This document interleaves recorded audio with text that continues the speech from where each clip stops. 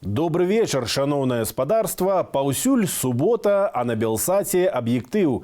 З вами Ярослав Стешик. Давайте разом поглядим галоўныя навіны дня.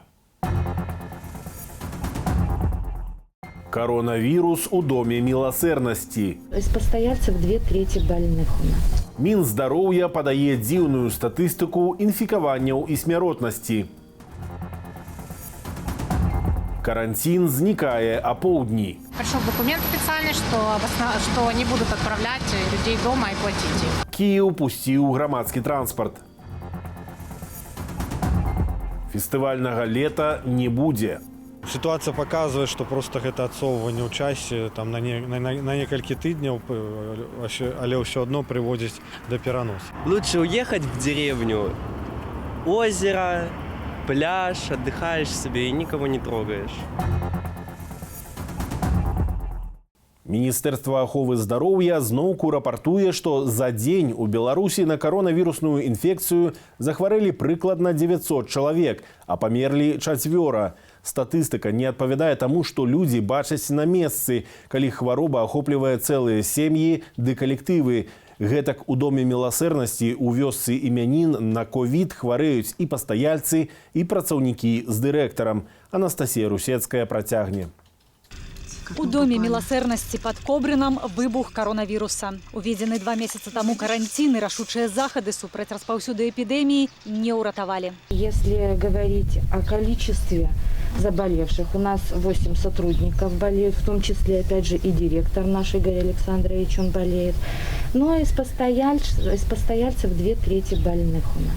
Дырэктар установы звярнуўся да ўсіх неабыякавых людзей з просьбай дапамагчы. Волонтеры инициативы «Корона Брест» адгукнуліся адразу.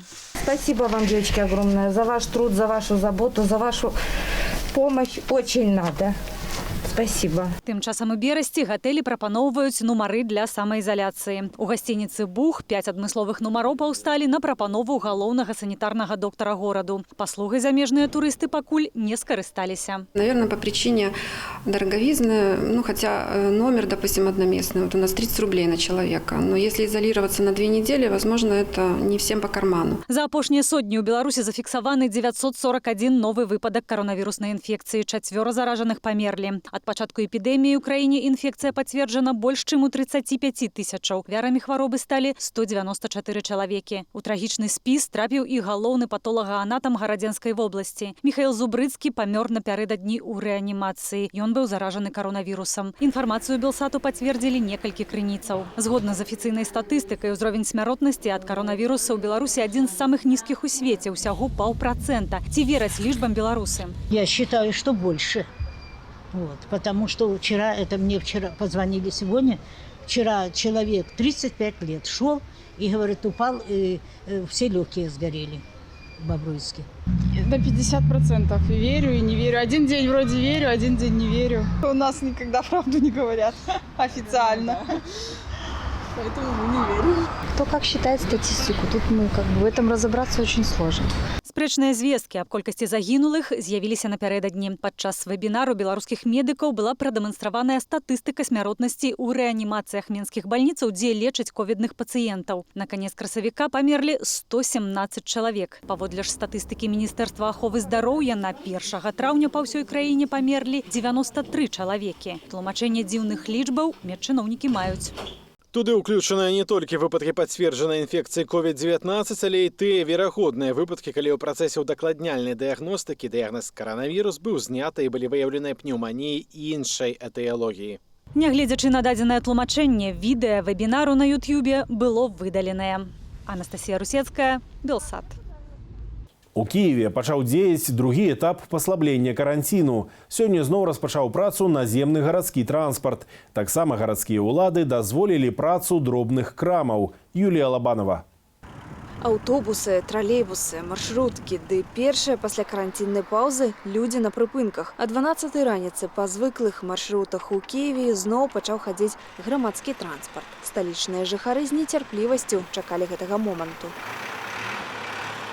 Мне надо было сюда ехать, я думала пешком идти. Если бы транспорта не было с Виноградаря, не близкий свет, конечно, это хорошо. Я пенсионер, допустим, тут есть магазин для пенсионеров, я пешком до него бы не дошел. А на автобусе подъехал и сегодня скупился. Мне гораздо проще добираться на работу. Я реально это мне облегчит жизнь. Абмежаванне на рух грамадскага транспарту ўвялі 2 месяцы таму. Праз забарону ў часе каранціну людзі былі вымушаныя збольшага заставацца ў дома. Перасцярогі засталіся і цяпер. Боюсь, но, к сожалению, на работу нужно ходить. Сейчас уже написали, пришел документ официальный, что не будут отправлять людей дома и платить их. При соблюдении мер дистанцирования, в принципе, риск заразиться небольшой. Об этом постоянно думаешь и надеешься, что тебя это обойдет. Так что немножко напрягает. Ужо неўзабаве, з панядзелка, у Киеве запрацуе і гарадскі метрапалітэн. Юлія Лабанова, Белсат. Трапілі на руіны гістарычнага будынку і вывозяць іх на звалку. Гэтак у цэнтры Віцебску з дазволу Міністэрства культуры пракладаюць цеплатрасу, а заадно знішчаюць скляпенні і рэшткі колішняй гасцініцы «Бразі» 19 стагоддзя. На данный момент сохранились частично своды, которые уже разрушены, и стены. Ключевые стены, по этим стенам можно четко восстанавливать структуру при восстановлении, если говорить о восстановлении гостиницы «Бразі». Ну и двухэтажное здание, то есть исторической застройки, которая была на данных местах. Паводле архітэктара Глеба Арлоўскага, аднавіць будынак без захаваных артефактаў у зямлі паводле планаў і чарцяжоў з архіваў удасца толькі ўмоўна. Дазвол на правядзенне будаўнічых працаў прадпрыемства «Цеплабуд» атрымала ў Міністэрства культуры. Між тым нагляд за знойдзенымі збудаваннямі ў зямлі мае ажыццяўляць Інстытут археалогіі. Будынак гатэлю «Бразі» збудавалі ў 1890 годзе. У ім месцілася таксама ювелірная крама, а побач дом сям'і купца Розенфельда, дачка якога Белла Розенфельд стала музай, а затым і жонкай знакамітага мастака Марка Шагала.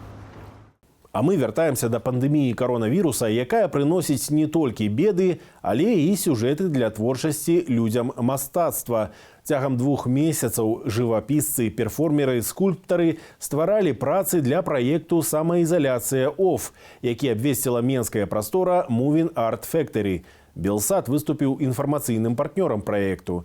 Як новую рэчаіснасць пабачылі мастакі, пакажа Александра Дорская. Я очень долгое время был на самоизоляции, буквально месяца 2, почти никуда не выходил, и передо мной остро стал вопрос о борьбе с внутренними демонами. Адзінота і барацьба з самім сабой. Часты сюжэт карцінаў, якія мастакі прыносяць у новую галерэю Moving Art Factory. 2 месяцы таму пляцоўка запусціла праект «Самаізаляцыя ОФ», для якога запрасіла ўсіх творчых асобаў узяць у рукі пензлі, балончыкі, камеру і выказаць свае эмоцыі ад апошніх падзеяў у свеце. З твораў, народжаных у самаізаляцыі, паўстане маштабная выстава. Як толькі жыццё вернецца да звыклага рытму. Мы считаем, что самоизоляция и вообще феномен пандемии – это тема, которую нужно просвещать и показывать в искусстве.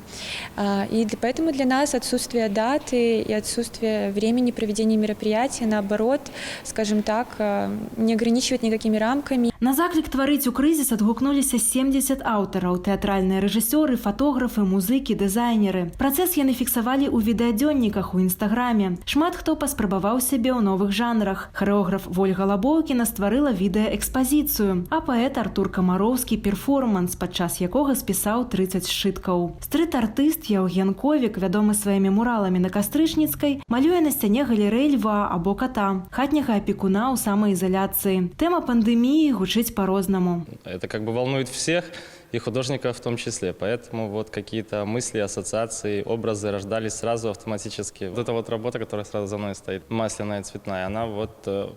Это практически вот тревога. Я ее не назвал тревога, но я назвал ее тяжесть. Вот, да. Вот это такое тревожное состояние. Вот, передал вот ее в цвете. Арт-прастора МАФ мелася адчыніць свае дзверы гэтай вясной. Планавалася грандыёзная імпрэза. Але пакуль усё замерла ў чаканні, пляцоўка вырашыла дапамагаць мастакам. І на час праекту «Самаізаляцыя ОФ» аддала свае залы пад бясплатныя майстэрні.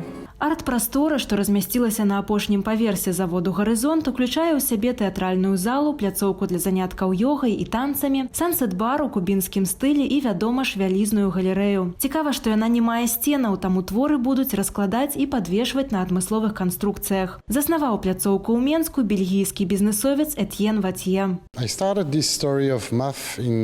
Праект МАФ я распачаў на Кубе 6 гадоў таму. Арт-прастора ў прамысловым будынку зрабілася вельмі паспяховай. Штовечара яе наведваюць 2000 чалавек. А паколькі ў Беларусі я бываю штомесяц дзеля працы, то вырашыў паспрабаваць падобны фармат і тут. Мне здаецца, у вас складаная сітуацыя з мастацтвам. Беларусы пакуль не гатовыя яго набываць, але я сустрэў тут шмат цудоўных мастакоў, і мы хочам іх прасоўваць. Выстава «Самаізаляцыя ОФ», абяцаюць арганізатары, стане першай вялікай імпрэзай, якой можна будзе адзначыць канец каранціну. А працы мастакоў будуць выстаўленыя на продаж.